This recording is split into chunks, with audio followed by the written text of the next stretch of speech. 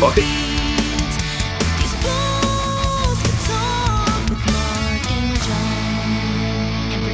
Hey ballers, welcome to If These Balls Could Talk, where we talk about the latest in sports tech and pop culture. As a kind reminder, if you like what you hear or see, please like us and hit that subscribe button, or as we like to say, tickle that little bell. This is Mark along with John, and joining us is our friend Bradford Hartwell. Good evening, Brad. Bradford, hello. Hello, gentlemen. Thanks for having me back. Thanks for coming back, Brad. Good to see you. Yeah, this was fun last time. Looking forward to do it again. Mark, I'm getting really good at all these transitions, man. Pete, Aren't we? Pete, we miss you. Yeah, Pete is unfortunately not on the show again. We wish him everything is good. Everything is good. He's not in trouble or anything like that, but he's a very busy man right now with the little Liam. So The baby is hungry. The Wait. baby. The baby. Pete had a baby. Pete had a baby. Pete had a baby. How did that feel? Pete, tell me about it. Well, if he actually answers, I'll be very concerned about how that happened. But Oh, anyway. he's not on because he had the No. baby. Oh, Yeah. I get it. Oh, We do have a little. If you're not looking at the YouTube feed, Brad, there's a little square. There's a little Pete Bitmoji. There's a little Bitmoji baby. It's adorable. Pete made it. Oh, there it is. Yep. Now, all right, I got it. Very good. Oh crapola! Anyway. No, hold on. Oh. Well, you keep talking, but chat. We didn't Craig. We didn't Craig. I almost had it all. Hold, All right, please. so I need to start it again. Yes, please. What is a Craig? Craig is the bot that records us. Now recording. Literally, there was nothing posted, but we're still live. Yeah, we're still live. It's still fine. live. We're professional. We're still live. Totally professional broadcasters. Well, No big deal. All All right. I gotta start doing this over. I don't know. I just drink. Hey ballers. All Hey right. ballers, welcome to If These Balls Could Talk, where we talk about the latest in sports tech and pop culture. If you're hearing this again on the live feed, that it's because we didn't record the first Yeah, John time fucked up around. again. It's cool. As a kind reminder, if you like what you hear or see, please like us or hit that subscribe button, or as we like to say, tickle that little bell. This is Mark along with John, and joining us is our friend Bradford Hartwell. Good evening, Brad. Hey guys. Good how you evening doing? again, Bradford. Well, thanks Hello. for having me back. I'm looking forward to this. Cool. Before the show, I told Brad that if he screws up, that he could just redo it, and we just showed him right now. We just screwed up, so we're showing this all over again. Anyway, John, how you been? I'm great. You're not John. Oh, my name's not John. I'm sorry. Sorry, other That's John. okay, Brad. That's Brad, okay. why don't you start? How's life? How are you, Brad?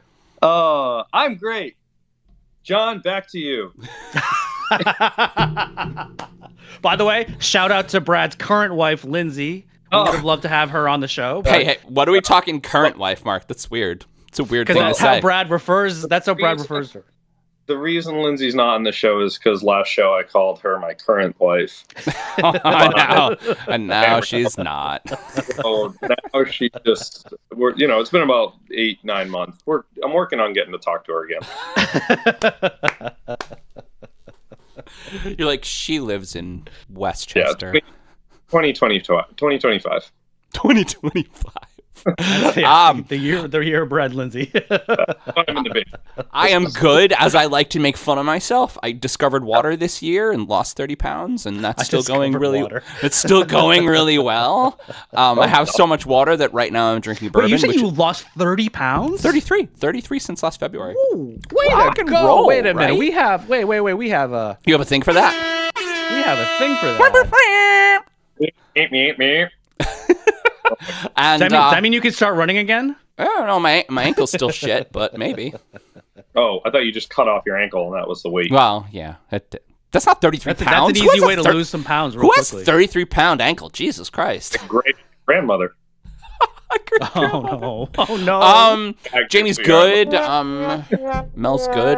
Mel. I make fun of Mel all the time. I think she really likes her new job, but she's tired all the time because her new job's super hard. So, but How was she went away last weekend, right? Was it scrapbooking? She went to scrapbooking weekend with Katie. Hey, Katie. And they had a great time. And Jamie What and I. is scrapbooking? Oh, sorry, I have to interject here. What is scrapbooking, or what is scrapbooking weekend? Yes, both questions. Scrapbooking is paper art with pictures. that you put it in an album and you make cool memory pages and do like stickers and headings and stuff. All right. Scrapbooking weekend is a weekend where well, my wife and her friend Katie, hey Katie, they go to a convention where a bunch of ladies are scrapbooking in a conference center. Oh, scrapbooking. I'm sorry. I thought you said something else. This conversation's going really well, Brad. Scrapbooking. Yeah, why don't you just leave that whole part out, John? No, I'm going to leave it because it's fucking hilarious. Oh my God. I totally thought you said something else. That's okay. No stress. No stress. If these balls could talk is a safe space, all the ballers know that. So, I mean, Absolutely. People look at this feeling like, yeah, that one's special right there. What's happening up there? Oh, that's. Oh yeah, show them the ceiling. All right. So we made this. Do you live in a preschool? Basically, yeah. We did. We did this. No, we refinished the basement. We got these plastic ceiling tiles, and one day I was like, you know what? Let's just draw on one. And then it has been taken a life of its own. But that's kind of cool. Yeah, I thought it was kind of cool. Yeah. Once in a while, you got to make space for more eventually. I don't know if you know that, you guys know this, but we're having another kid. Rock and roll. Congratulations. Yay. Yep, number 3 is on its way. Due June 10th now. Kids are the best. Yeah, we don't know the sex. How old are your oldest, Brad? I don't remember. 3.5 now. Okay, so you're just getting it all done.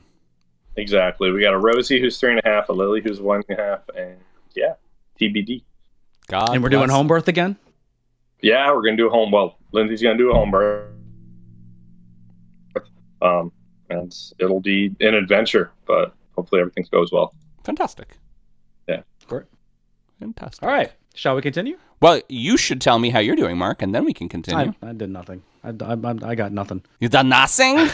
I got nothing. No, I don't know. It's been busy, as per usual. Are you looking forward to hiatus? Has been up and moving. I am looking forward to hiatus. We miss you guys, but Mark has stuff to do. It'll be nice to take a break. And it'll be nice to take a little break. Yeah, I'm turning. We're taking a couple weeks off. John's turning another year older, of which I'm going to try and join him. Oh, and you can share my bourbon. Ooh, and then sure. I have a work trip the following week, so we're taking a couple weeks off. Cool. Nice. But yeah, I mean, real estate has been really busy. It's been a crazy first month and a half already for real estate. Believe it or not, it's almost like springtime. It's a lot of deals going on, and yeah. And then got the podcast. The job's going really well. I got the 9 to 5's going well because I got that work trip coming up. We're doing a big face-to-face meeting. A lot of us that are in similar roles to me, we're all getting together at the corporate headquarters in Minnesota. Gonna love Minnesota in the end of February. Minnesota. That's for sure. That's good. Although it's been unseasonably warm in Minnesota lately. It's been like in the 40s and 50s, and usually it's. I love Minneapolis. It's like Canada.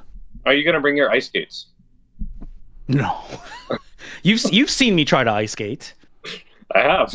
It works so well that we got a sled for me, John. Nice. That's awesome. This is actually a true story. So we have some mutual friends that live in Ottawa, and during the wintertime on the canal, when the canal freezes over, they let everyone kind of skate on the canal. Skating was just not a thing for me, so I ended up getting a sled. And everyone kind of pushed me around on the sled on top of the canal. Nice. Do you get one of the kids skating helpers, which is essentially just like a walker with ice skates on it? I didn't even try. No, it was like a 5-foot long sled. Yeah, that's awesome.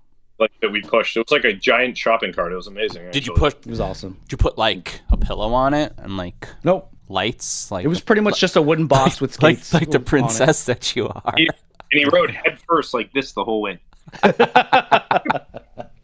That's fantastic. We have Rosie up there in a stroller at the same time.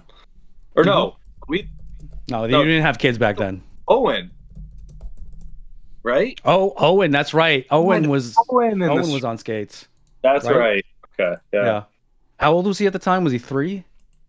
No, he was young. I forget. Was he anyway? 3? Oh my I don't God. know. Moving on. So with Brad being a returning guest, we will continue with our new segment, Ball in the Corner Pocket. As a reminder, this is a segment where our guest picks out a topic and we will discuss 3 specific questions catered around that topic. So this week's topic revolves around the state of professional golf. Take it away, Brad. All right. Well, yeah, if those living in the USA that have any interest in golf and pay attention to professional tournaments, PGA and LIV have been at it. If you know PGA, that's the 100-year, body that's been around. They hold all the professional golf tournaments. The LIV Golf, started by the Saudis, and they came in and said, "Hey, we want a professional golf tournament too." So, to you guys, it's really the PGA Tour has been the upper echelon of professional golf for over 100 years, but it has experienced some competition by the Saudi-backed LIV. There's a lot of PGA players that have since gone over to the LIV Tour. John Rahm being the number 1 player in the world, being one of them, or he was ex-number 1. So, despite the recent discussions about a possible merger, it appears both are trying to make a long-term plans on competing. So, please, John, figure this out later. I'm butchering this right now. You're fine. So, is it possible for these 2 tours to coexist? This is definitely an interesting scenario, right? Now, there were talks about a merger, and recent news has come out that merger probably won't happen because of some the people that were supposed to kind of help the financial backers might be in trouble within Saudi Arabia, but that's another story. But I mean, LIV has essentially LIV was started out of spite for the PGA Tour, right? Because Greg Norman got involved, and he hates the PGA Tour. Phil Mickelson also got involved with it, and he doesn't have the best history with the PGA as well. So this league, in a lot of respects, got started out of spite, and they are just giving all these golfers essentially guaranteed money. Some of them, in I think Rahm was like 60 million or something like that. I could be wrong. And I mean, astronomical. And as a professional golfer, how do you say no to that, even though it's backed by a country that doesn't have the best story behind it and whatnot? I don't know. I mean, I guess maybe everyone has a certain price, right? Well, it's right, very Brian? similar. It's very similar to the super leagues that some people are trying to start in professional soccer. Yeah, soccer. Yeah. And getting all the great teams, giving them a ton of money to play together, charging astronomical ticket prices because Cristiano Ronaldo got wooed by the Saudis. And just because some Saudi prince loves soccer and has more money than God. I was actually going to write this question because this past weekend, the Pebble Beach Pro-Am got rained out. Hurricane force winds in Pebble Beach. Pebble Beach got canceled, and everybody who wants to watch golf this weekend watched the LIV Tour, which was actually very interesting. So Joaquin Niemann won. I think it was the opener, and it's news because it took an act of God, but more people watched LIV this weekend than they watched PGA. Yeah, makes sense. One is not on. Yeah, that was the one thing that LIV needed. Like when it first started, I think the tournaments were aired on YouTube, but now they have actual TV rights. I think the CW has them. I never saw LIV yet, but I'm excited to actually watch. The CW, Mark? The CW, yeah. What the fuck? Yeah. I'm actually very surprised they didn't that Fox didn't buy the rights because Fox wants to get in the golf game, right? Well, have you heard about the new, and this might be a different topic, the new merger? Fox. No, please enlighten us. It is a different topic, so we're not going to talk about it.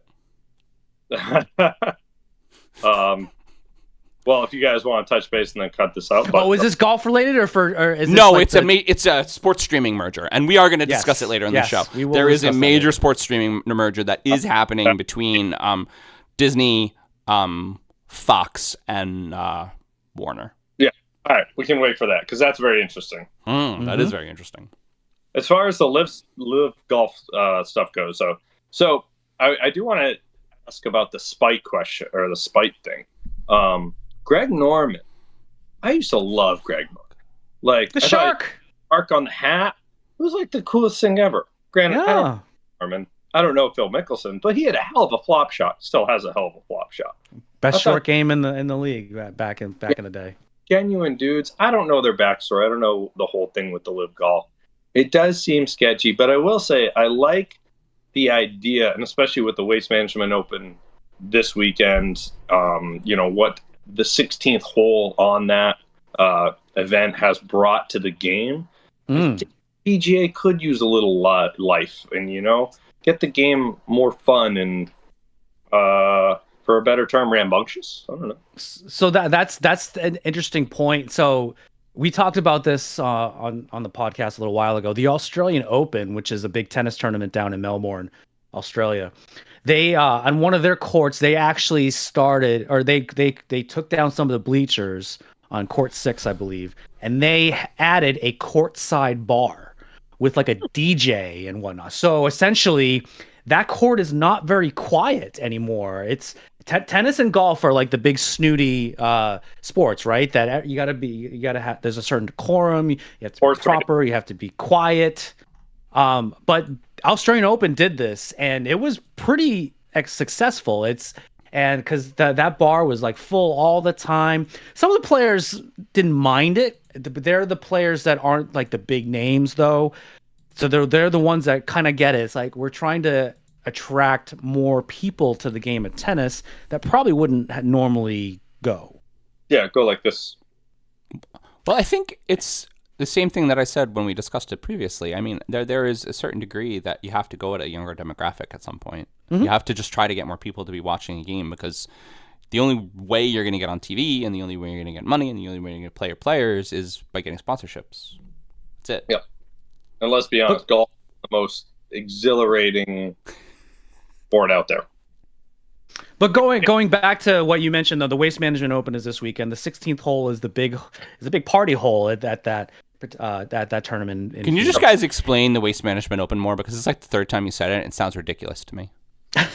So it's a tournament in Phoenix that's sponsored by Waste Management. Waste Management, but the company Waste Management. The company Waste Management. The company Waste Management has the coolest golf tournament, non-major, coolest golf tournament of the year. And it's really because back in 1995, Tiger Woods made a hole-in-one on this 16th hole. Back then, it was nothing but desert with small patches of green, literally the green, the tee box, and a couple bunkers and mini fairway. So he hits, I don't know, a 6 or 7 iron, drains it, and there's, probably a couple thousand spectators here and there. Now it is turned into a whole stadium. Mm-hmm. Hole. It's got 300 boxes on it. If you sit in the to the right of the green up in the stands, you got to get there at 5 a.m. or when the gates open. Run to and try and get a seat just so you can watch the guys come around into the afternoon and play that hole. It's become one of the big signature holes in golf, like the 17th hole at Sawgrass, or Amen Corner at Augusta. It's become like it's you have to do this if you're a golf fan. The research department is catching up. I would even say biggest hole in golf right now. I think it takes 17. Yeah? I don't know. I mean, 17th is Sawgrass. I mean, you and I can appreciate that. All right, so I'm looking at these stands. Do these stands surround the entire 18th hole? 16th. Not even the entire. Yeah, okay. We're not even at the end of the round. Crazy. No, I mean they. So most PGA tournaments now, they have like little bleachers set up around the green, and it's usually dependent on how many people are. I mean, the top down for this looks like an actual full-size stadium around golf. Oh yeah, it's become that wild. Oh, here's kind of the best part. Everywhere on a normal PGA golf course, and including this course, you're supposed to be quiet when people are hitting and whatnot. The 16th hole at the Waste Management Open is really the golfer's choice. They recommend being quiet, but if the golfer starts rowdy in the crowd, the whole crowd will get involved during their tee shot. Well, that's pretty cool. Yeah, it's like in Happy Gilmore when Happy Gilmore was saying everyone get a little. Hole-in-one happens, especially on a Saturday afternoon. Holy shit! You will see more beer bottles on a green than on the 9 hole. Hey, Brad, do you have more questions? Because we have been at time for a minute. All right, yeah. Sorry, guys, I can't see the time on this. So no, you don't have to. You guys are on a roll, so I let you go for a little while, but we've actually kind of talked about all three questions, so we can actually move on unless we want to talk more about golf. Well, I mean, John, we're how many probably times are going to golf this honestly, year? We're probably at 10 minutes, so we should do another one. Let's do another one question. And I want to golf with you a lot this year, as long as we're drinking. All right. So when are we going to the Waste Management Open? Let's spend 5 minutes. We can't go this year. It's only 6 hours. I know, John. It's around your birthday usually. That could be a nice trip. Oh. Can you fly to Phoenix? Is there a direct flight from Albany to Phoenix? There's a direct flight to Vegas. That's not close. Different event. Are you tracking Taylor? We talked about Taylor Swift a lot last week. Yeah, we definitely did. That'll happen.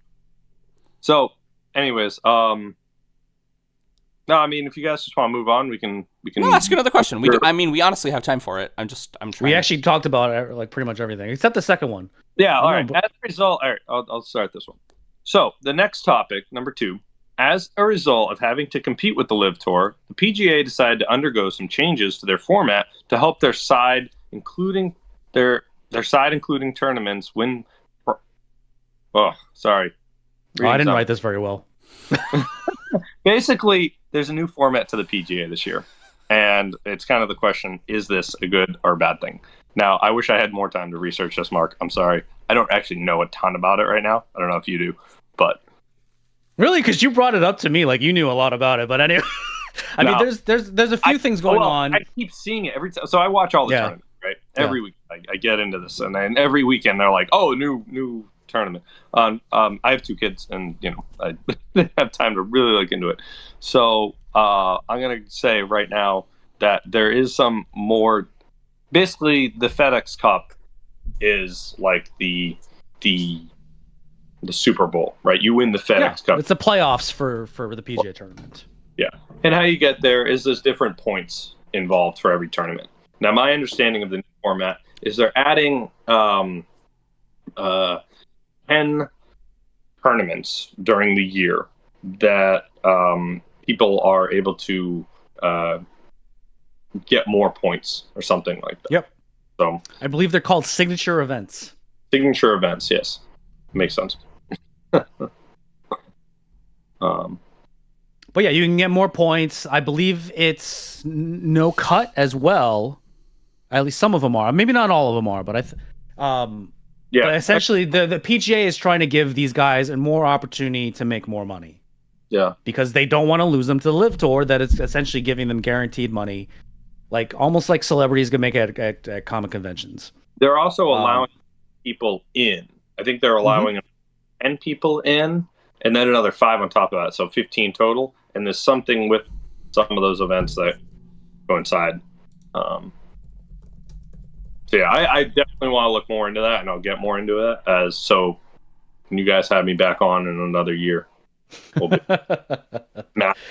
There's another thing came out. I believe it was this week that the PGA was talking about some other kind of private financial backers, American based as opposed to Saudi based, because they know it's about the money. They want to be able to give the players more money. Now, is there anything like I don't quite get the LIV financial model of giving all these guys essentially guaranteed money.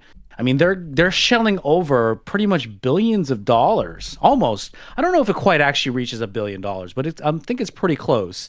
And they don't have a big TV deal. Like I said, they're with the CW.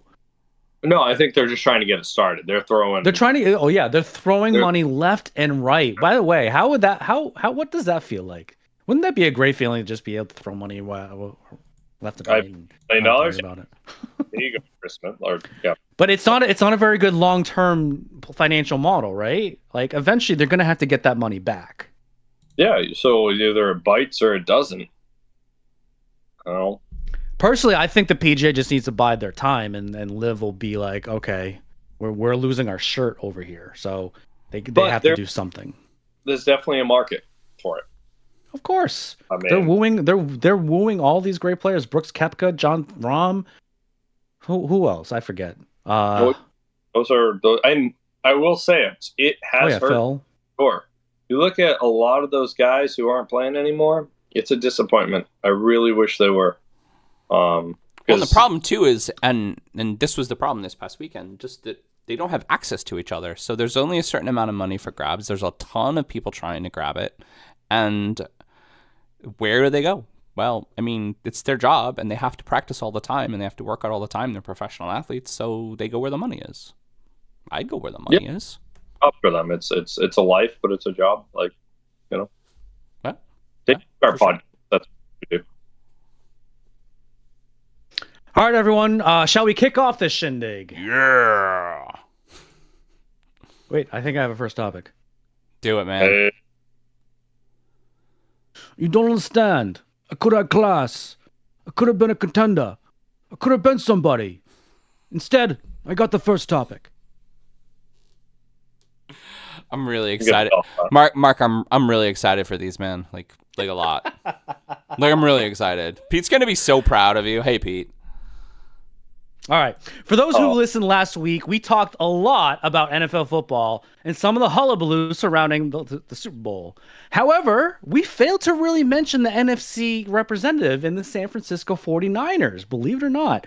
Last week, John also said it was a foregone conclusion that the Chiefs are going to win the Vegas spectacle.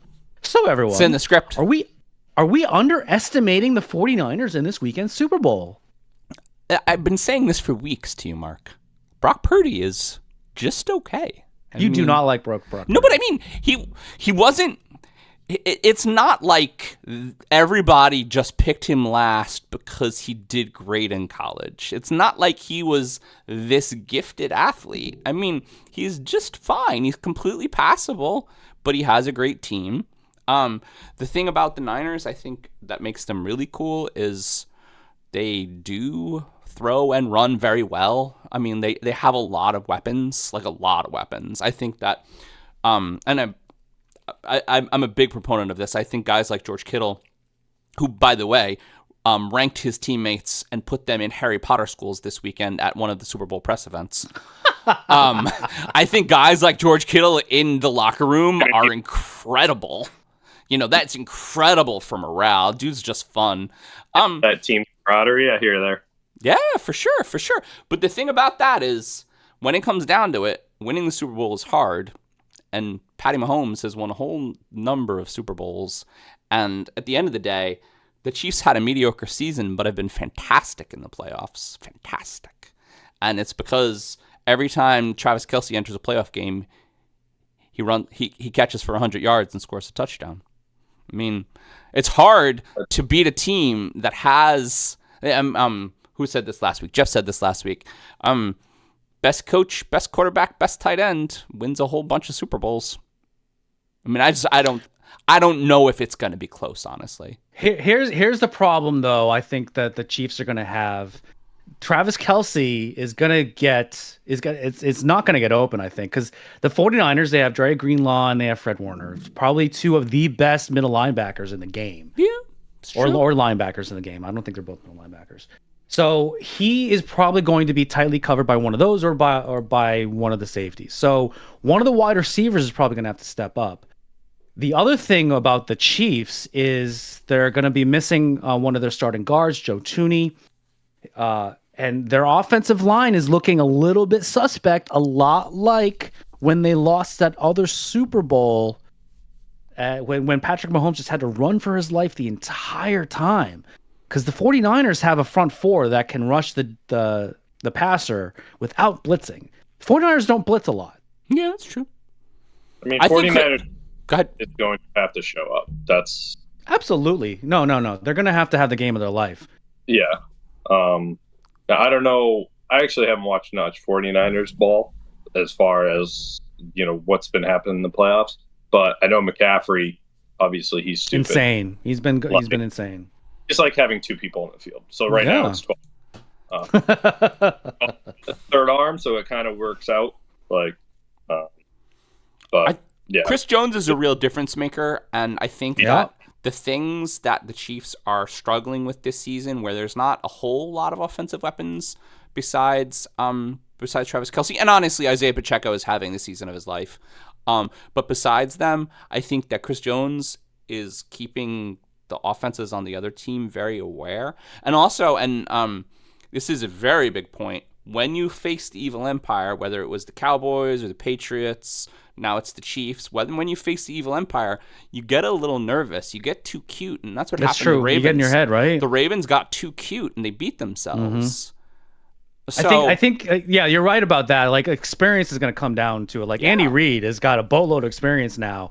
Kyle Shanahan, who's the head coach of the 49ers, when he gets it to a certain point, he cracks. Yeah. Like, he has not won like the big game yet. This will be his second Super Bowl as a head coach, and I believe his second as a coordinator. Brad and I, we remember the last time that he was the offensive coordinator.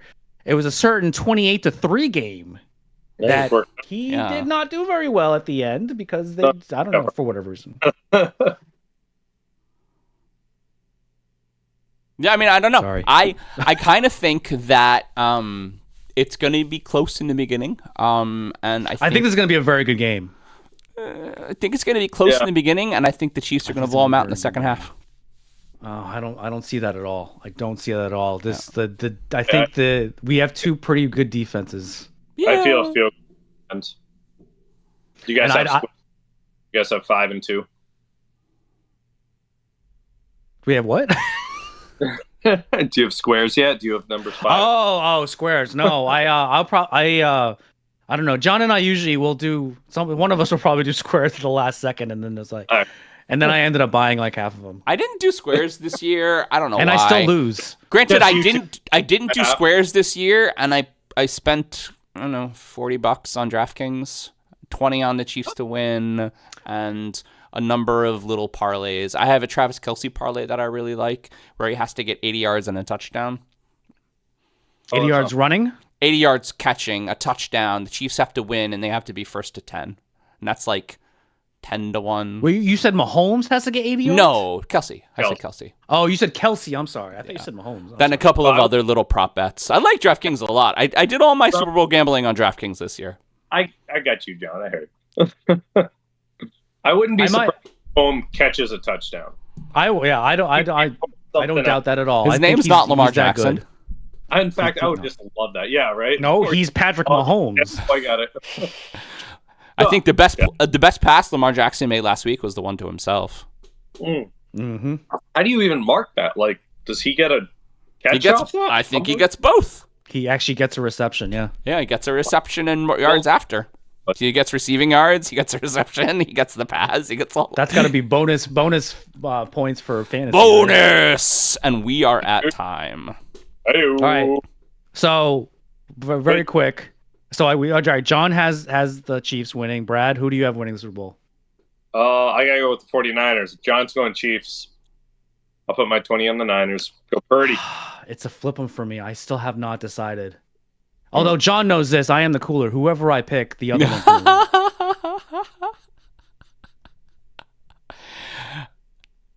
win. Come on, Mark. We're professionals. Put up or shut up. We got to get going. All right. Oh, I like that. Keep it on time. Frankly, my dear, I don't give a damn about the next topic. I'm still really excited for these. So I only have one football question apparently the week before the Super Bowl, so I think I might have failed. But after a tumultuous season and many reported verbal arguments between New York Giants head coach Brian Daboll and former defensive coordinator Wink Martindale, the Giants have a new defensive coordinator in Shane Bowen. Shane served as the Titans DC from 2020 to 2023. The Giants were almost entirely interviewing young candidates because there will be a huge amount of pressure on Brian Daboll and the coaching staff to get the program back on track. So even at 37, Bowen fits the bill because of his long tenure in Tennessee. And the experience kind of is what makes Bowen so attractive over younger candidates, as they don't have the time to retrain someone who has never called plays before. So what are we thinking on the thoughts of Shane Bowen as the replacement to Wink Martindale? And will the removal of the toxicity of Martindale help the team? Also, are we concerned that a new scheme would harm two-time Pro Bowler Dexter Lawrence's efficiency? Because I certainly am. It's interesting, the fact that I actually thought Wink Martindale was going to do a pretty good job with Brian Daboll, just because Daboll could essentially worry about the offense and Martindale could worry about the defense. But you're right, it didn't really work. They didn't like each other. They didn't like each other, and the defense kind of regressed a little bit from the season before when they made the playoffs. So is this going to help or hinder Dexter Lawrence? Personally, I don't think it's going to hurt him. I mean, the man pretty much has one job: you kill the quarterback, right? And it doesn't matter what the scheme around you is. Dexter Lawrence is a monster. You build the scheme around Dexter Lawrence, right? You build the scheme around Dexter Lawrence. He is a monster.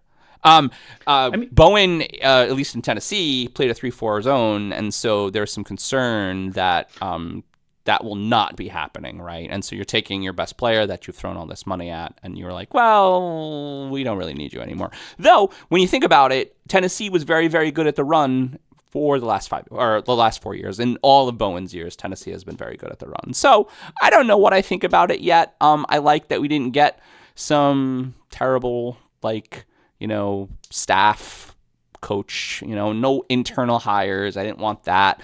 And all the really big hires, they were never going to come to the Giants because the Giants might be a train wreck next year. I mean, you could have Belichick. Could have Belichick. But, hey, former Giants defensive coordinator. That'd be a wild card. That would be a wild card. He does need a job, right?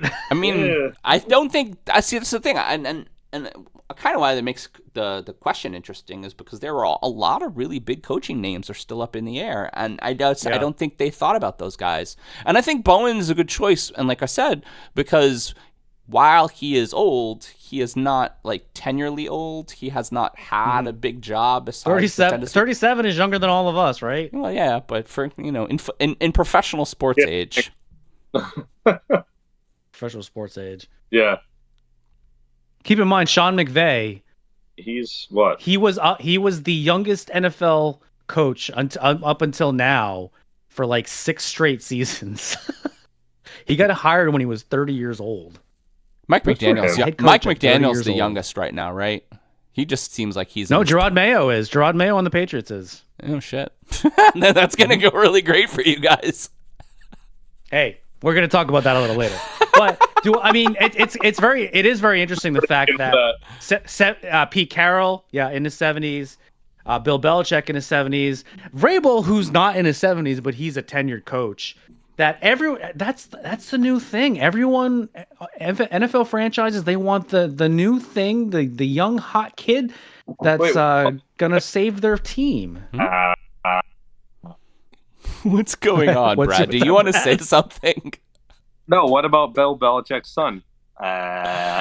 Which one, Steve or Brian? Completely. What? Steve Belichick got hired by the University of Washington. Oh, he did. And Brian Belichick, I think, is actually staying with the Patriots. I could be wrong about that. All right. One of them had a mullet in the... Oh, that's Steve.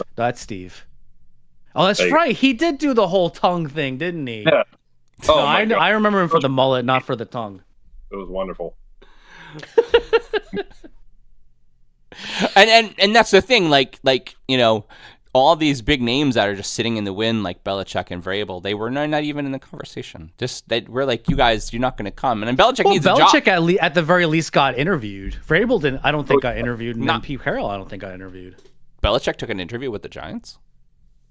No. He got interviewed with the Falcons and the Chargers because he thought he had that. He thought he had that job, and then they were like, we're not going to go with you. I didn't ever think he was going to go with the Falcons. I thought he was going to go with the Chargers. I think the Chargers made a little bit of a mistake. Yeah. They're so excited, the Chargers. They like their choices. Take them out back and beat them with the hose. They got Captain Khaki with them now. Captain Khaki. Well, you see the guy that needs a chaperone on the sideline? Oh, it's Jim Harbaugh, yeah. I think that's what you're talking about, yeah. Oh, no, I'm talking about McVay. Sorry. Oh, no. No, but Harbaugh got in a bunch of trouble in Michigan for doing shit that he wasn't supposed to. But so in a lot of respects, that's one of the reasons I think why he left. Is like getting caught he probably for got shit sick of all the rules that he was definitely supposed to. Getting caught cheating that he definitely did cheat. Dirty men.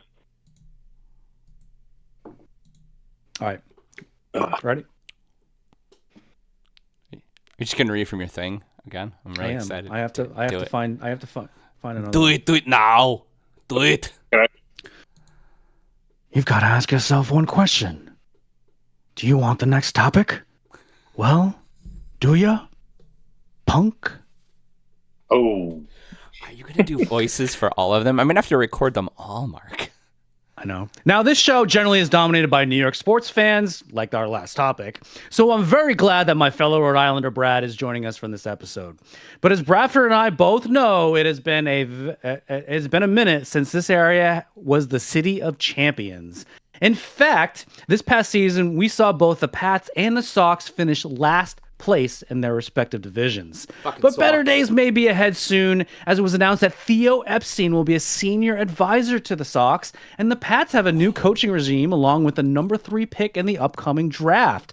So everyone, but mainly Brad, because who cares what John thinks, which team is in better condition to rebound, the Red Sox or the Patriots? Well, honestly, I'm going to say the Patriots. So your work. So, yeah, I would have to say the Patriots, just because I think they have more options right now. They have a better coaching staff coming in. Red Sox are entirely up in the air right now. Who do you guys take with number 3? I really hope they take Marvin Harrison Jr., but I think they're going to take a quarterback. I think they need a quarterback. Are we done with done with Mac? We're done with Mac. Yeah. So we are Caleb Williams goes 1.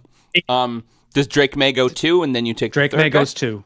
Yeah, Drake May goes 2, and whoever I forget who what his name is. Research department, I'm sure we'll look that up. But I really think that you need to get a really good skill player. That's why I want them to get Marvin Harrison Jr. Like, all right, we can use Mac for 1 more year, or even Bailey Zappi for 1 year, and and have a target like Marvin Harrison Jr., someone that has never been on the Patriots before. I mean, the last really good wide receiver we saw was Randy Moss.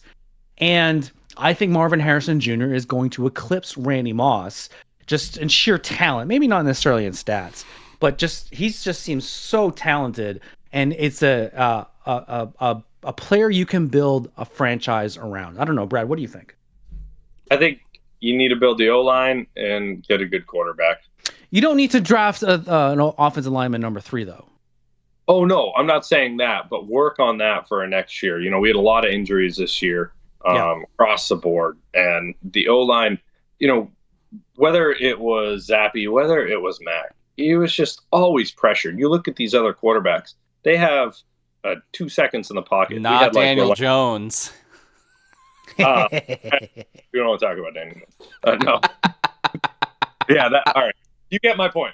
So I think if they need to do something, I agree. They need a quarterback. I would say whatever's on the table at that point in time. Like grab someone fresh. So you'd rather have them pick a quarterback?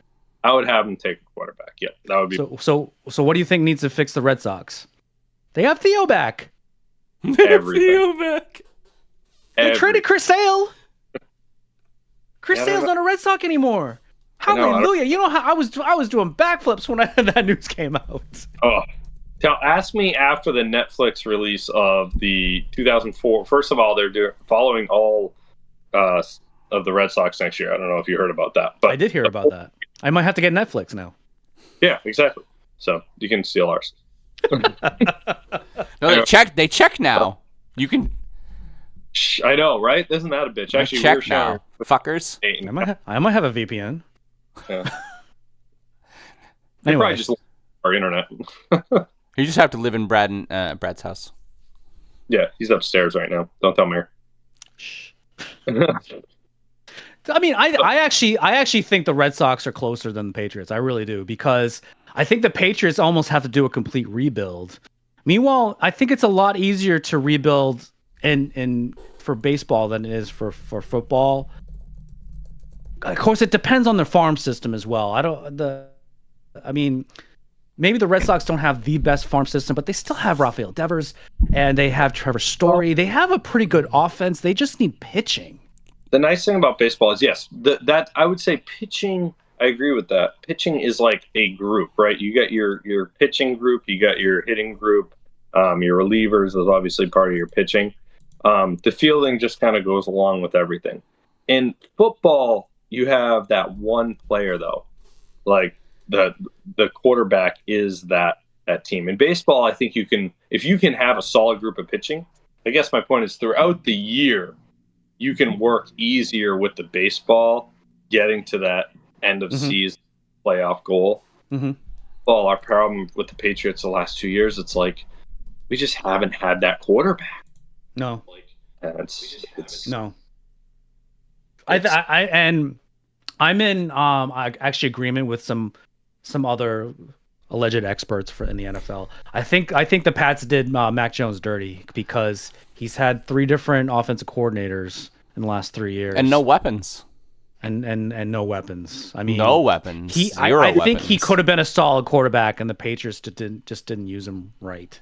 Yeah, or didn't have a line either. Just to circle back to how the Red Sox aren't going to win next year. Even if they're going to win, I just said even if they figure their shit out, and the Yankees hopefully figure their shit out with Juan Soto and all the pitching changes they've been doing, it's still the American League East. They had 200 game winners last year. Yeah. Yeah, I mean, you valid point. It's great baseball. It's great baseball, and they had 200 game winners and a 90 game winner. So the Yankees and the Red Sox didn't have terrible seasons. They had average seasons, which they would have won the AL Central. They would have won the AL Central exactly, but they had no chance to catching the red hot Rays or the red hot Orioles. Who the fuck knows about me saying red hot Orioles? But the red hot Orioles. That just sounds wrong. Dirty in my mouth, sounds right? Wrong.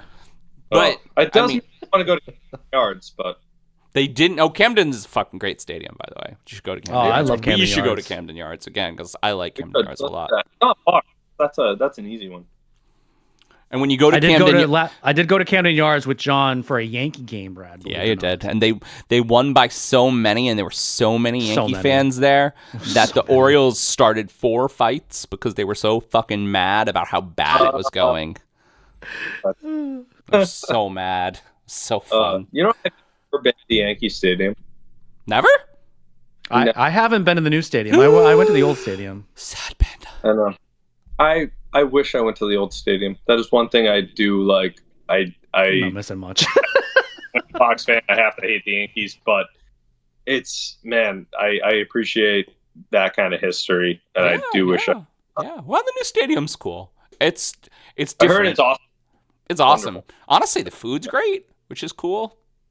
It's got that. I heard it's a little modern. You know, they brought it up like. It's got that new stadium smell still. Yep. Yeah. Gets rid of all the rest of the smells in the Bronx. Yeah. All right, we're at time. What am I going to talk about, you guys? You gonna talk about us? No, I mean I can. I can also talk about sports stuff. Hey, Mark, you got another thing? Oh, I'm not ready. Hold on. I can do this really quick. Do it. Wait, can I do one? You can delete it later. Go ahead. No, go ahead. No, we want you to do one. See if you can pick this up. The next topic tastes like the next topic. That's from Wonka, right? So good. John? What's up? No. Well, it's your turn. I know. I was about to talk, and then he yelled my name. I'm sorry. Do that. Like Mark said, we really like to talk about New York sports here. And so the injury bell is starting to toll for the surging 33-18 New York Knicks, culminating with the best basketball player in New York, Jalen Brunson, rolling his ankle on a drive against the Memphis Grizzlies on this past Tuesday night. He is the fourth Knicks starter to suffer an injury in the past 2 months. Mitchell Robinson suffered a stress fracture on December 8th. Julius Randle dislocated his right shoulder 10 days ago. And OG Anunoby, brand new shiny OG Anunoby, has now missed his 5th game in a row. So as the Knicks continue to find a way to win and are playing truly next man up basketball, can they keep this pace up? Also, do the Knicks even have a shot in a strong Eastern Conference that contains the Celtics, Cavs, and Bucks? No, next topic. I love how you bring up these Knicks topics First of all, I know you're not as big of a Knicks fan as you were back in the 90s. Fucking A, the Knicks are the real deal. The Oakleys and the Knicks are the real deal this season, and you can't convince me otherwise. They are not the real deal. They are not the real deal. Come on. They are literally tied for third place. Shut your mouth. Oh, fantastic. No, they're not better than the Celtics. They're not better than the Bucks. And the Cavs, yeah, all of a sudden are coming out of nowhere, right? So, I mean, they do have, what's his face that was on the Jazz? I forget what his name is now. I mean, are they better than those three teams? No. So they're not going to come out of the East and do something. So, all right. But basketball doesn't work like that. Eight best teams. Basketball still works like that. Eight best teams in the league. All right. So more than likely, they're going to finish as the 4th seed. So they face the 5th seed in the first round, and then guess what? You get the Celtics in the next round. They're not going to beat the Celtics. Still a lot of basketball left. There's a lot of basketball left. Well, okay. There's a lot of basketball left. Okay. I mean, we're talking about baseball and football already, so yeah, this makes sense. At least we have some kind of. But I would give the Knicks some 9 out of 10 wins. That's pretty solid. And 9 out of 10 wins with most of your starters injured. I mean, I think the Knicks have something this year that is really interesting, which was continued by the momentum that Jalen Brunson gave them last year. I think they have a lot of momentum, and I said this last season, a couple of seasons ago, last basketball season. The last time the Knicks were good was when they had a star point guard. I think a star point guard really does a lot for a basketball team. I love this optimism that you have in the Knicks, John. It feels great. You are so excited to have a New York sports team to root for right now because we all know that the Giants and Jets aren't doing it, and I don't know what the Rangers are doing Jets fan. right now. I'm not a monster. I know. But you would root. Wait. You're a New York sports fan. If the Jets were in the Super Bowl, you would root for the Jets, right? Because you're a New York sports fan. I don't think so. The Jets are dirty. They are. The way you said that was perfect. By the way. Only because wait. If the Jets didn't have Aaron Rodgers, no, I've always fucking hated the Jets. It's like asking me if I want to root for the Islanders. Fuck the Islanders. I don't give a shit about the Islanders. But there's so much optimism in your voice. They're like, the Knicks, they're actually a decent team. Two seasons in a row. 500, 2 seasons in a row. All right. All I can think about. Straight up, by the way, you should fuck off. 15 games over 500 isn't over 500. It's 15 games over 500. They're beating everyone. Fantastic. 9 out of the last 10. How many games are they behind the Celtics? I mean, fuck, the Celtics are different. Fucking Celtics. But I mean, if you look at the way basketball playoffs have been going, it doesn't mean the super teams always win. They don't. It doesn't happen anymore. Every time. It happens. It still happens. Well, the higher seeds will still win. You're right. If you have a super team, you're not necessarily going to win. I mean, we've kind of seen that with Dallas. We've kind of seen it with Phoenix. We're seeing it and a bunch of others, right? I mean, LA, the Lakers, the Clippers. All of them are trying to build these super teams, but they're not really building them really well. And that's true. Especially with like someone like the Clippers, they're building an old man super team. Which I did see a Clippers game, by the way, when I was in LA last month, and it was kind of exciting. Clippers look great. Now they didn't face a very good team, but I think that was the first time they had their big three like together for. People have figured out the Timberwolves. The Timberwolves have been figured out. People are figuring out Luka Doncic, and I mean, so I think that big guy from France. No, Wembanyama. No. The Spurs are still terrible. Okay, gotcha. Yeah, no. Last time we talked about him, and I had to look him up. No, he's Wembanyama's tall, skinny. In fact, he got rammed over by Joel Embiid. He scored 70 points against Wembanyama just because he weighs twice as much as him. Maybe more. That'll happen. Yeah.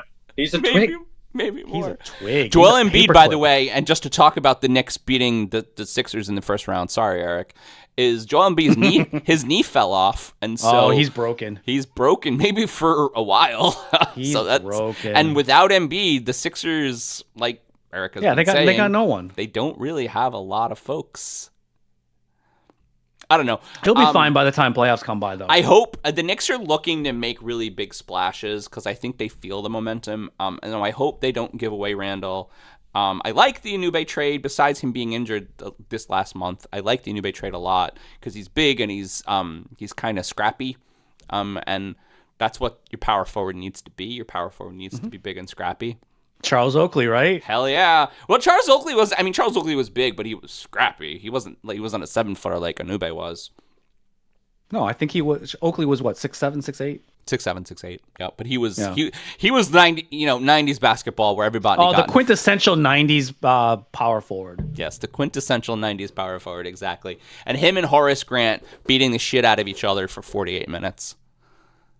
That was a phenomenal matchup. Yeah, I could watch the Bulls and Knicks in the 90s face off against each other all the time. Every fucking season. And when the Bulls finally faded away, it was the goddamn Pacers. I don't know. Goddamn Pacers. My life was hard. The one play I'm going to remember for Patrick Ewing this whole time is when he had that little finger roll and he missed that little layup at the very end. Had he made that, the Knicks would have won. You know what's interesting? He got beat. I don't remember, but I'm pretty sure I cried. Oh, I remember. Pretty sure. What'd you say, Brad? I was gonna say, I was just looking at the scores on the games tonight for the NBA, and everything is like 120 or 1. Oh, offense has just gotten insane. It's nuts. It's about like 20 years ago, teams were struggling to score over 100 points, and now on average it's like 120. Yeah, it's 113.8 to 98.1 10 years ago. Well, and you get a lot of 60-point. Like, there's been a lot of 60-point players this year. A lot of 60-point players in games that they lose this year for now 60-point scores, which again unheard of. So yeah, I mean, it's different. It's a different game. I think it's still there is something to be said for arena sports. I think NBA is still pretty fun, just different. Absolutely, I love going to NBA games. And we're at time. You guys go to a couple games a year.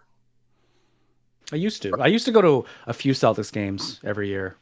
PC games and whatnot, but like, I go to PC games all the time. Like 1 or 2 games. John, do you go to basketball games? We don't. We have a semi-professional basketball team in Albany. So no, even though Armory games are fun and the beer's good, the basketball is very bad. Brad, a long time ago, John and I went to a Knicks game together. This is Mark's favorite Ray story, Allen so was we should on the definitely Bucks. talk about it. Ray Allen was on the Bucks, and Stephon Marbury was still on the Knicks. And John and I were sitting in the nosebleeds. We may have had some adult libations. I mean, we had a lot of beers. We kept yelling at Ray Allen to shoot the ball wherever he was on the court. He could have been at the half-court line, and John and I would yell out, "Ray, shoot it! You're open!" And he did. More often than not, he did. So fun. Such a fun day.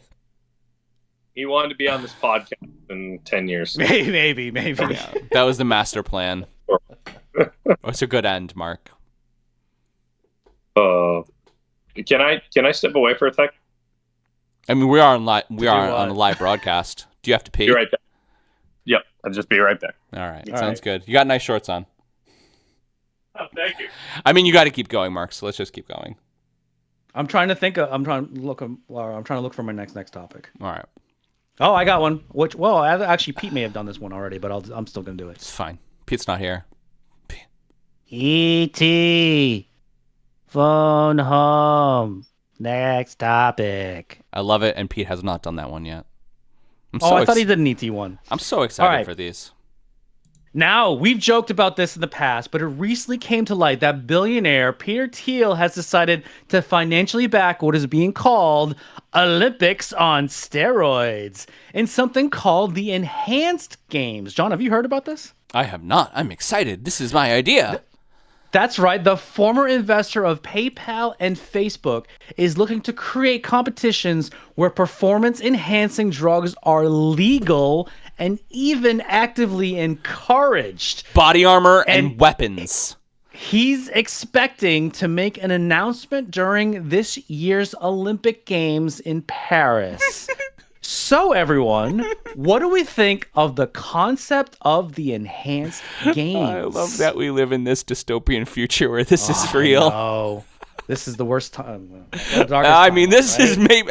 I don't know if this is the worst timeline or just some dystopian hellscape. But I have been joking about steroid required body armor and weapon enabled football. Well, they're not saying anything about body armor, but you can. Let's get there.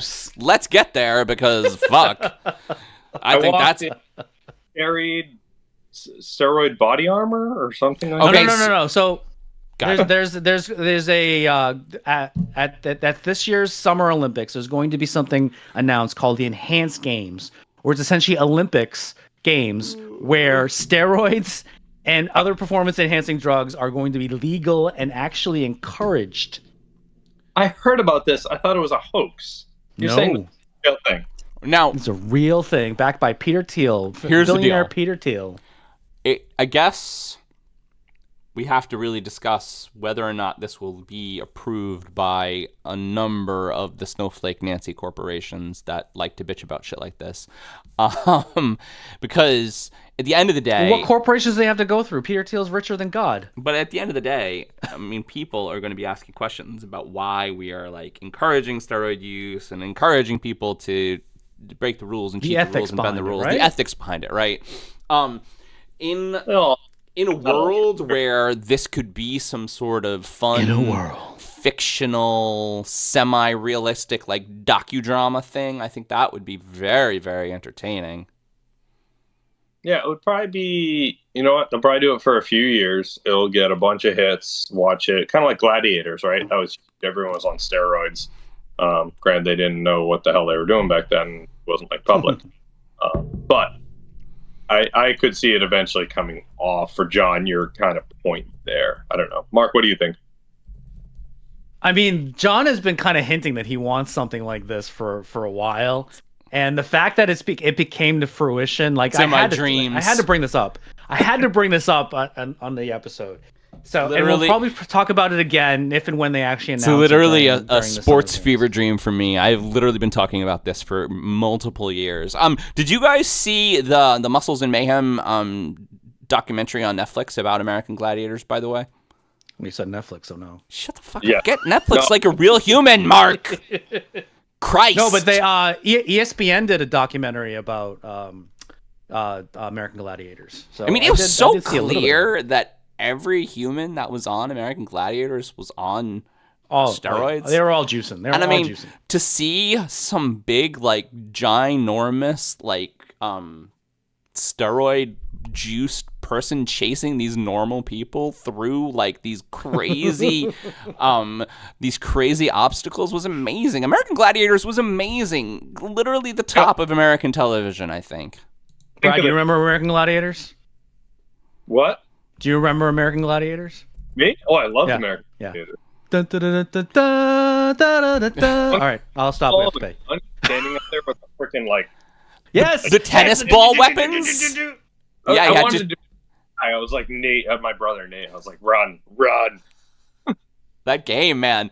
That game with the different projectile guns, and they had this like tennis ball sniper rifle. It was amazing. It was an amazing game. It all too reminds me of the 80s movie with Schwarzenegger, Running Man, where again a crazy dystopian televised spectacle where big giant dudes would try to kill criminals on television. I mean, like, it's a weird place where there is a person with money who is suggesting something like this. But if all these things of American Gladiators and in a fictional world, if Running Man tells us anything, people will watch shit like this. They will. They would love it. They would eat it up. It would make $1 jillion. Yep. Oh, I mean, turn on one of the random soap opera channels. People watch a lot of random shit. Yeah, the random shit right now that's everywhere is like the really disgusting dating type show. There's so many on right now. I was just about to mention that. There was some people that I know were talking about the show Love on the Spectrum. That show is amazing. That is completely above board. That show is great. But in some respects, like I think I don't know how it was originally pushed or pitched that this was supposed to be just a dating show, but it's turned into kind of a comedy, like a romantic comedy. I mean, I think that Love on the Spectrum is not like Golden Bachelor. People love Golden Bachelor. No. That idea is ridiculous. And I'm going to tell you the most ridiculous idea. Okay, we're going to end it on this because this show is fucking terrible. There's a show on Max called MILF Island, MILF Manor. Yeah, there is. And MILF Manor.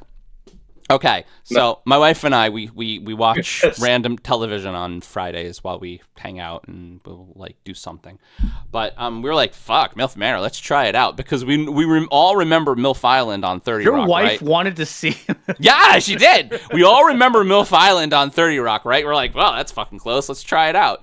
And so MILF Manor has these women who are in their 40s and 50s going on this dating show. And the dating show starts where they're like, oh, you know, we're single and we're trying it out. And that's cool. But then all of these 20-year-old boys show up. And then we find out that the 20-year-old boys, one of them is their son. And so in episode 1, so every woman on this show has a son on the show. And so you're not supposed to obviously date your son, but there are these games. And so the first game was, were they like blindfolded, or did they blindfold the women and have them touch the chests of all of the contestants? And so Mel and I look at each other and we're like, all right, we're shutting this show off. Click.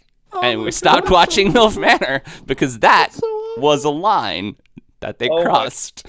I have to watch it just because of the train wreck almost. This is on Max? It's on Max. So they don't want to have any more Game of Thrones stuff, or they don't want to see the succession, but they want to have MILF Manor. Just MILF Manor. MILFmanor.com. Don't go MILF Manor and MILF Manor and Property Brothers. Also, don't go to MILFmanor.com. Not a sponsor, actually. So what's about Property Brothers is, I swear to God, that's my most watched TV show, and it's only because it's always on at the dentist. And oh yeah. It's always on Property Brothers. Everybody who listens to the show knows that I have really strong feelings about the state of what Discovery turned HBO into, and it's very sad. But I mean, Max is kind of a train wreck. It's really bad. They took all of their really good scripted, very compelling shows. They canceled a lot of them. They got rid of Westworld. They just disappeared Westworld. It's like Westworld never existed. It's like it got kidnapped and brought to Venezuela. Like, at least they got The Hobbit. I don't know. I mean, but they have a ton of reality shows. They got all the Say Yes to the Dresses, and it's really sad. It's really sad. Well, next year they're going to have something about Kelsey and Taylor Swift, so. Yeah, probably. And we're at time, and that's a good way to end. Mark, was that you or me, buddy? I don't even remember. I don't remember either. I was gone. Are you at 2? Are you at 2 or 3, bud? I am about to go on. My next one is 4. All right, so it's me. Okay. All right, cool. All right, so wait. No, it's me because I didn't do 3 yet. I'm going to do a next topic. Well, I don't fucking care. No, do a next topic. I love you. Take me to the next topic, you damn dirty ape. I've never seen that. There's a new one coming out. It's very exciting. All right, cool. I have so many fucking questions this week. All right, so as pre-mentioned, we are going to talk about it. Disney, Fox, and Warner Brothers announced this week that they are indeed going to team up to create a massive sports streaming service that will offer content from all of professional sports. The service will be offered directly to the consumers who would be able to stream all these companies' sports content. Sports have become the new frontier for streaming, with Peacock, Amazon, Netflix, Google, and Apple all having some sort of sole ownership of sports viewing on their separate networks. So, what would a massive all-in-one sports streaming platform do to the state of sports viewership right now? And also, is it good for games or ultimately bad? So this is an interesting concept, right? Now, it's all really going to depend on rights, like on airing rights. So is this big conglomeration of networks going to have NFL games? I think so. That's the thing right now. Disney will have all the game. I mean, Fox. See, but the misnomer of Fox is that Disney is Fox. Disney bought Fox like 3 years ago. Yeah, that's true. So Disney will have the Fox games. Warner Brothers, I think the only thing Warner owns right now is some soccer rights, but Apple also has a lot of the soccer rights. I don't know what's on Max solely. I think hockey as well. Or no, I'm sorry, that's back with Disney. Hockey's back with Disney because it's on ESPN and ABC. I think it that was on Turner. I think that a ESPN Soul station will be cool. Getting all of those like ESPN Inside the Game and all those cool shows and all those cool documentaries all in one place, I think will be really good for a streaming network. I think getting anything that all the NFL stuff that Fox owns on a streaming network would be cool. I think that the power of three major corporations will be able to get more streaming rights. But I think the real crux of this question is, where is sports streaming and sports viewership really going, right? I mean, we had a Peacock Bowl this year in the NFL playoffs, right? Like, where, what do the networks and what ultimately do the leagues want out of their viewership? Yeah. So Major League Baseball is on Apple TV, and I believe Hulu has NHL games, but it all revolves around NFL football. So. Right. Why was Peacock able to take a chance on it? Because Amazon Prime has been airing Thursday Night Football games for the last 2 seasons. Very successfully. The world for TV viewership, especially sports TV viewership, revolves around NFL football. Look what happened with YouTube TV. They gained the rights to NFL All Access. How many people signed up for YouTube TV just because of that and went away from DirecTV? By the way, YouTube TV's coverage of NFL is fucking great. Mm-hmm. It's great. It's really great. Yeah, but they still don't carry Nessun. They can go eat a dick. No, they don't. They don't. Nessun wants to do their own thing. But again, Nessun isn't the viewership of Nessun versus the viewership of NFL football games. So, well, I mean, it will depend. So this is what I think is eventually going to happen. Maybe not next season. If there's a streaming platform that exclusively covers NFL games, then you're going to get a lot of people to move the needle. Yeah. But how much does that cost? And also, is there a monopoly? Do we know how much Amazon paid for entirely Thursday Night Football? And their Thursday Night Football coverage, by the way, is fantastic. No, but I'm sure our research department can look up about that. Yeah, I guess I could. I'm doing it because this is your topic. What were you going to say, $11 billion. $11 billion for one for day? 11 seasons. Woo, mama. Wow. That's spicy. That is spicy. That's a good. Well, Jeff Bezos has money. Oh, it's true. Yeah. But I mean, what a gamble they've made, and do you think it's been worthwhile? Yeah. Absolutely. Yeah. People have Amazon worldwide. That's another question. Well, American football isn't really an international sport in some respects, especially compared to basketball and baseball. Yet. You would say. You're absolutely right. They're trying to with the games in Europe and the games in Mexico. And the games in Brazil, which Really? we are not talking about this week, but is big news that it was announced that the Eels home opener is going to be in Sao Paulo next season. Yeah. Really? Yeah. Oh my God. They get An the Eagles Brazil fan game. is gonna die. Straight up. Dangerous in Sao Paulo. Yeah. They've already died, so. I mean, people die in soccer/football matches in Brazil. Oh my God. All the time. I fear for Eagles fans. Jeff Stoltzfus, I fear for your life. Isn't that remember the picture from this last season of international basketball where they were playing a basketball game and there was literal plumes of fire in the stands? Mm-hmm. Amazing. Well, I love international sports. Oh my God, the soccer game, like the what do you call them, the Wakazoos or the Fuzellas, right? Is that what you're talking about? Oh no! I was thinking of the one that like the. Yeah, either one, the one you wave or the one you blow into. It's like they had to ban those from a certain stadium because the resonance was too high or something. I don't know. The resonance, amazing. I didn't hear about Brazil. Yeah.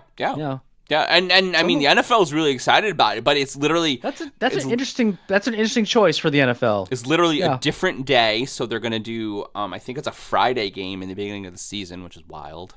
And I like that. Throwing NFL wants to take over every day. Right? An Eagles home game in Brazil is also wild. Go ahead. No, I was just gonna say having games on more days of the week for the NFL, I think only helps them. It's tough. Obviously, you have to break it up, but having a Friday game or Saturday, I love Saturday games. I think the Black Friday game really helped them. Yeah, like the NFL didn't want to do Friday and Saturday games because of college football, but I think they're going to try and move in on their territory. But maybe they did. I mean, the thing I guess that you have to think about is it's hell on the players. I mean, it's great for us, but it's hell on the players.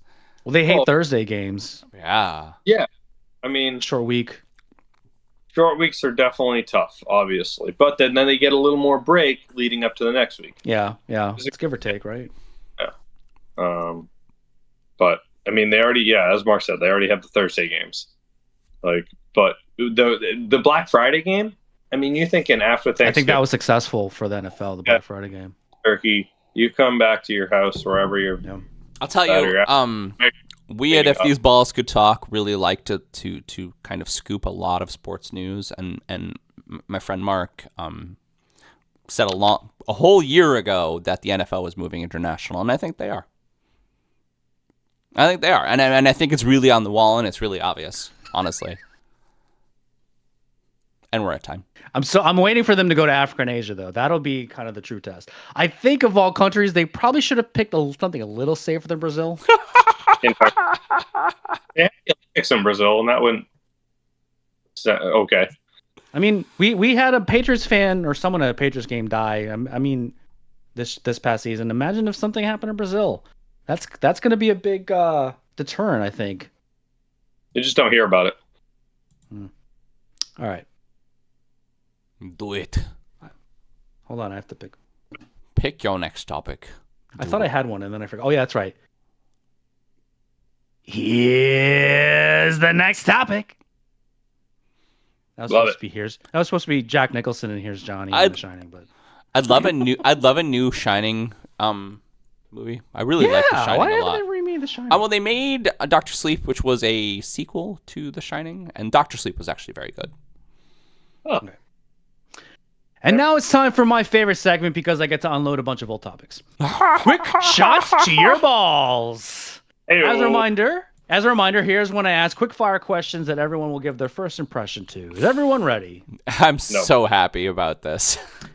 Is it fair or foul that a pro can win first place money after getting second place and an amateur winning a golf tournament? I'm gonna say that sucks for the amateur. Yeah. That is just I feel so bad. At the same point, they know that going into it, right? Yes, they don't pay the entry fee if I'm not mistaken. So they're by the tournament. They're not paying the same as the other guys. Therefore, it's not part of the profits. But it's like, holy shit, you just beat all these professional golfers. And you're 20 years old. The last amateur, John, this guy, he was 20 I was going to say, old. can you guys tell us, me and the listeners, what the situation is? It was the second tournament of the year. Mm-hmm. I'm looking up his name right now. I actually forgot to look at that. Yeah. No. Nick Dunlap. Yes, Dunlap, right? He goes to school at University of Alabama. And he just recently turned pro, too. He did, yes. So, but he won. The last amateur to win was Phil Mickelson in 1991.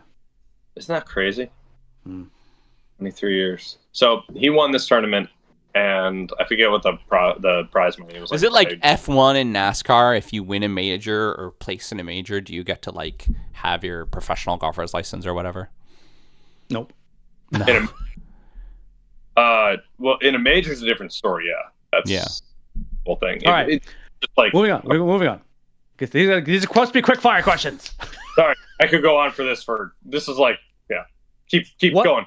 What does it say that Lions offensive coordinator Ben Johnson has declined head coaching opportunities for 2 straight years now? Because he likes to be a Lion, because it's exciting. I mean, really. It's amazing, right? That he just wants to stay with Dan Campbell. Yeah. I mean, Dan Campbell seems to be like football of all the professional sports. It feels like a very like we've said it, gladiatorial, like it's combat, right? And so he wants to go into battle with Dan Campbell, and I don't really blame him, honestly, from what I know about the Giants, the Lions organization. I mean, in a lot of respects, he probably doesn't want to be set up with a bad situation too, right? Like I think the ones that were left were the Commanders and the Seahawks, and neither of them are probably going to. And they're knocking on the door. I mean, he just has to be a little more patient. One more year of fine tuning. Dan Campbell maybe not being so fucking balls to the wall, man. All the memes about Dan Campbell, and he's like, yeah, maybe not kicking that field goal was a mistake, but who knows? In the moment, I was feeling pretty confident. Well, you lost by 3, bro, so... All right. Would Bill Belichick make a good TV analyst, and would he get along with Tom Brady? No. Next topic. Okay. Why is that a question? Because it's a possibility. He doesn't have a coaching job. I don't think he likes He's been approached by Fox. I was letting Kirk Schilling go at it. No, let's just really break this down for just 1 second. Bill Belichick is not Ryan Fitzpatrick, and Ryan Fitzpatrick is a very good broadcaster. And so I think that we really need to... It's weird to say, we really need to hold broadcasters to the Ryan Fitzpatrick school of broadcasting. Like, he's big and he's silly and he's just like really fun, and he goes in his stupid suits with no shirt on. He kicks field goals after the game. Like, the guy's a fucking wild man. I think they're so great for television. I know. I like having coaches' perspective and players' perspective as analysts, because coaches just see the game totally different than probably true. Players do. That's a good point. All right, so will Wander Franco ever make it back to the Major League Baseball after getting a little bit of domestic trouble issue in the Dominican Republic? No. John? Yeah? Ooh. You don't think so? Fuck that guy. It's going to be a tough road back, right? But I think someone's going to be hungry enough to get him back. Nah, you can't. In 2024, you can't hire a fuckhead. I mean, you just can't. He tried. That's true. I mean, he might bet a chance. You see Deshaun Watson snapped 3 balls in Cleveland, and they still got a whole heap of shit for hiring him. All right. Here's a non-sports question. Have you guys heard about the ship, the Icon of the Seas? It's supposed to be the largest cruise ship ever built. Would we ever want to cruise on it? I have. I don't cruise on Royal Caribbean. I cruise on Norwegian. Just saying. It seems cool though. You have a cruise company? I want to be your friend. I don't pay for my own cruises. I go with my parents or my in-laws, so it's fine. That's a secret. That's the secret. I will boat. But Brad, have you gone cruising? I went on a walker cruise down to San Juan. That's right. I remember that. Yep. I remember you telling me about that. I wasn't there. It was good. And I actually think this is probably a good segue, because I think I know what the answer is. My last question: what sport that we haven't talked about yet should we discuss in the next episode? You like this one? Although the last time I asked it, we didn't talk about it. The Boston Marathon. Professional billiards. We've talked about running. No, actually, so I think I'm going to answer my own question. And you mentioned Club Waka. I think the next sport that we should talk about is kickball. Ooh, spicy. Professional billiards, fuckhead. We've talked about billiards before, haven't we? No, we haven't. Yes, I'm pretty sure you've brought up that topic before. No, we haven't talked about billiards. Well, you should have answered the question quicker, John. I answered the question. You just ignored me. Jerk. Can we go to watch darts? That'd be fun, too. Yeah, darts is fucking great, too. Three very good candidates. I want to do billiards for my birthday, so you're going to play with me. We'll talk about one of them. Oh, that's a great birthday event. Next weekend. Next? Or not this we were going to do axe throwing, but they won't let Jamie stay after 4, and I think that's too early. Or after 6. After 6. Because it's a bar. Bar first. Yeah. Even though she looks like she's 14, she's 11. Yeah, no, so. she's our DD. She's our DD. She could probably drive. She's very responsible. Wonderful. All right. My 3-year-old co-pilot. Yeah, it sounds great. I love it. Yeah. Are you out of questions, Mark?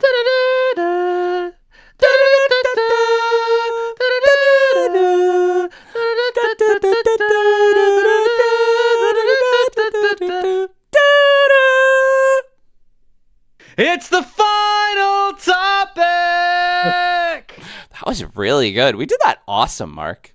Yeah, I bravo, gentlemen. I'll let you Only take took us I'll 4 let you seasons. take the lead a little bit. And the thing I wanted to talk about all week on the show. I'm very excited. So unless you live under a log, you were bound to see something on Apple's mixed reality AR goggles on any of your feeds this week. Vision Pro hit Apple stores around the U.S. this past Friday for a cool $34.99. That's not $34.99, you guys. That's $3,499. Astronomical compared to MetaQuest 3's, the Meta brand, Facebook brand's $500 price tag. The Vision Pro is Apple's first mixed reality headset and simply is a full iOS-ready computer in the form of a VR headset. And so, guys, the demos I've been seeing throughout the week are mind-blowing, actually mind-blowing. They look so cool. Whether it's setting specific digital assistants pinned around your house based on a thing you're doing, a giant screen for the current thing you're streaming, or the ability to place videos with perceived depth in your house to reminisce on, the Vision Pro is honestly one of the coolest tech gadgets I've seen in a very long time. And so, with very few apps available at launch and a very high price tag, there are probably many folks that aren't even giving this device a second thought. But what are our thoughts on Vision Pro? Also, is this the dawn of a new age of technology that we've already seen with phones, tablets, and other health-related wearables? You know, people in the tech world are just so convinced that augmented reality or virtual reality is the next big thing, right? It is, by the way. How many times? I mean, we've kind of seen it with Oculus, the fact that a lot of people are using it, but this is a little bit beyond that, right? Well, it's different. It's different. It's different. And it's supposed to, yeah, I mean, you're supposed to be able to just walk around in your normal life. People doing things, right? I mean, they look ridiculous. Yeah, they look ridiculous. Have you guys seen like the Vision... epic fails of some of the people like walking around with these things too? Oh no, I haven't looked up that. Oh my god. There's one on I'm gonna plug Taylor Tomlinson's late night show called After Midnight, not a sponsor. She had this show, I don't know if you guys have heard about it. It plays a bunch of internet clips, and one of them had to do with the Vision Pro, and someone ran into her stove and like broke it. And oh my god, it was hilarious. Like I think that was regular. Shattered. I think that was regular VR. I did see that video. That's not on the Apple website. What, Vision Pro? Well, you can definitely see people doing stuff like that though, right? Because it's just so real. The video that recently came through for Vision Pro is people are using their Vision Pro and driving their Cybertruck, and it's trying to be ironic. I think the really cool part about this technology, the way I understand it, is it has location remembrance, and so like you can be in your house and you can pin videos, right? So you can take like a cooking video and you can pin it by your stove, and you can take like your TV and you can pin it. I saw these people, they were watching F1 and they had a heads-up representation of the F1 track where they could track the cars on the track as a whole thing on their coffee table while they were watching F1. I'm just like, the things that are possible in this are really very incredible. Apparently, the videos on iOS, they're adding depth, and so your videos of like the birthdays and all this other shit that you can play, you can just literally put it in the same place, so you can like be in a situation like right out of a science fiction novel, honestly. So, which is absolutely insane. It's insane. And then take that mixed with AI. John, I think this is the beginning of a entirely new way we view the world. Yeah. Say it lightly. Well, you guys want to hear something crazy about this kind of stuff, though? Mm-hmm. I can't use it. I'm left eye dominant. I can't use any kind of headset, because it just doesn't work for me. Well, that's interesting, I only, actually. see half of it. That's interesting. Do you think I have a case against Apple? I can sue them. I'm being discriminated against. I heard a really cool insight this week about Vision Pro, and it was that Steve would have never let it look as stupid as it looks. Probably not. Right. And so he also wouldn't have made the iPhones as big as Tim Cook has done it. And also, Steve would have never released this thing with a separate battery. And so if you guys haven't looked at Vision Pro right now, Vision Pro look like ski goggles, but the ski goggles have a little wire that comes off of it. Well, a little bit, but they have a wire that comes off of it, and the wire has just a battery pack. You got to put the battery pack in your fucking pocket. Like, I don't understand where the battery pack goes, but it just looks a little stupid. But can you wear them skiing? Maybe. You probably could, actually. You probably could. Maybe. On this show, I like to really think about these kind of things, though, with a real good 10-year, like an honesty cycle on it, where this technology will get smaller. It will. Oh, no.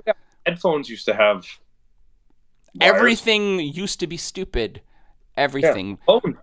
Phones used to have wires. Like, I used to have, and so I'm only 42, but I used to have a phone. Big ass fucking phone. Looked like a house phone. In my car. On a headset. Used to hang up like you were at home. And that was a mobile phone for a little while. I mean... And now it's a mobile phone. A literal mobile phone, exactly. I mean, I used to have like flip phones. You look at a flip phone compared to what we carry today, a ridiculous technology. I mean, you think about it, kids, they play. It's called the text, but like awesome. Brad, do your kids play phone like this? Like, do they know that, or do they play phone like this? Yeah. Yeah. Right? Yeah. I mean, there are no dial tones in movies anymore. They have to add hang-up noises. There's a lot of, like, little things from when we were in our teens that... 1-year-old knows how to hang up on me. Easy, the red button, but, like... Amazing. That's funny. He has me on the phone at work, or, like, I'm at work and just shit and shoot. Bro, Lily will come over and be like, beep, bye. Like, fuck this, I'm out. I got snacks to eat, Dad. I mean, the thing about it is I think that we have to understand that the same way that we didn't have supercomputers in our pockets when we were 12, eventually my glasses are going to have a heads-up display that are going to tell me a lot. Hey, Google already tried that, remember? I mean, Google Glass was dumb, again, but because it looked stupid and it wasn't convenient. But eventually, and... all the stupidity of in 2024, how bad Vision Pro looks, it doesn't look that bad. Yeah. No, it honestly doesn't. For the beta version, if you will, of this next generation VR AI, I would buy stocking. Yeah. And I guess the thing that's really interesting when you think about it is at $3,500, it's not like a full-on try at this technology, but that's like 2 months rent for some people. There was a point in the world where computers were $3,500, where phones were equally as expensive. There was a point in the world where all the stuff that we use on the day-to-day, that we didn't have supercomputers in our pockets. And I mean, so we're getting there. Or okay, maybe not that cheap, but like it'll go down to $1,000 at some point. I mean, people buy it for $1,000. Yeah. Like this is gonna take over, in my opinion, because you look at all the technology, how addicted to everyone is to their phones these days. You know, like I lost my phone the other day for an hour, and yesterday Lindsay was out of the house, but I was like, "Where's my phone? Where's my phone?" Like 20 years ago, you didn't do that, or 30 years ago, 20 years ago, you didn't do that. It's like. Worried about different shit. I mean, Mark, what's the coolest Vision Pro thing you've seen so far? I mean, I do like the fact that there's been a few things I've said, but like I can see how useful it could be. One of the things I've seen is like you could set individual timers for certain things when you're cooking. So if you're cooking like pasta and you want to put the spaghetti for like a 10-minute timer, but the sauce is on like a 5-minute timer, and you could pin it right over the pot. Different timers, and you can pin it right over the pot. Yep, right over the pot. That's fucking great.